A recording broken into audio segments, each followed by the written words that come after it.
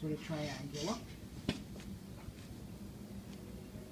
Okay, your trapezius, the trapezoid. Okay. This is the trapezius muscle. Runs from the back of the head all the way down the vertebra and over the upper back. This is your trapezius muscle. Okay. Underneath that would be your rhomboids, your rhomboid major and minor. We'll get to those. Okay. Again, one's bigger, one's smaller, rhomboided shape. Serratus anterior, like the serrated knife over here. Okay. You then have those that are actually named for their origin and insertion. Best example of that is your sternocleidomastoid. Okay. Here's your sternocleidomastoid. Mastoid process down to the sternum and the clavicle.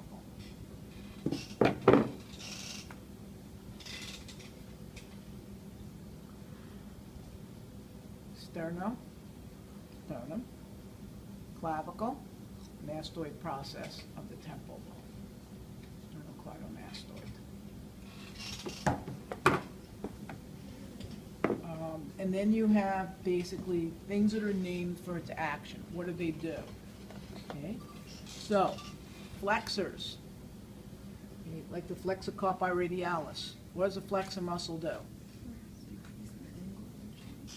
Shortens the distance between the two bones and the articulation in the joint. Flexion is a decrease in the angle. Okay? Extension is back to the 180 degrees.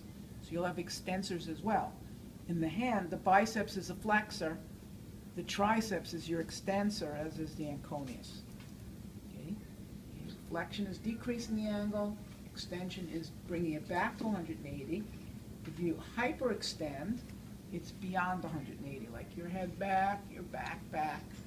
Okay? There aren't necessarily, your extensors, if you exaggerate them, will be basically hyperextensors.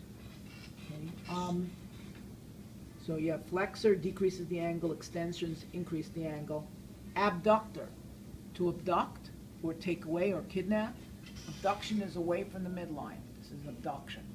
Adduction is to add back, AD, or adduction, add back to the body. Okay, so you'll have your adductions, moves away from the midline, adductors close to the midline.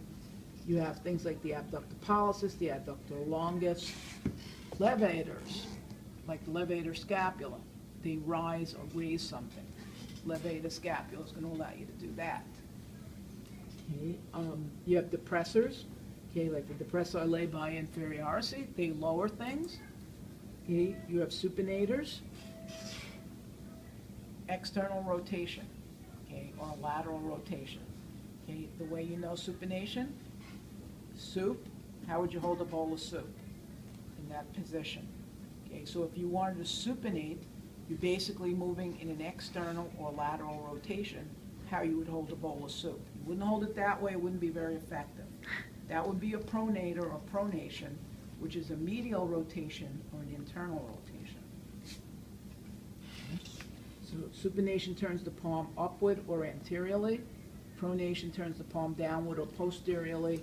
You have supinators, you have things like the pronated teres. Okay. Sphincters are circular muscles, okay, usually around an opening.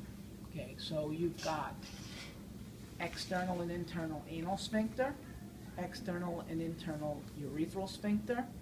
Okay, the external ones are skeletal muscle. Okay, they're circular muscles around an opening. Okay, the internal sphincters are smooth muscle. You don't have control over. Skeletal muscle is basically voluntary muscle. You have control over it. Okay. So it decreases the size of an opening, like the external anal sphincter. Tensor makes a part of the body more rigid, like the tensor fasciae latae in the leg. This is the tensor fasciae latae over here. And over here. And rotators are basically going to move a bone around its longitudinal axis, okay, like the rotorius. So that's how you name muscles. Now,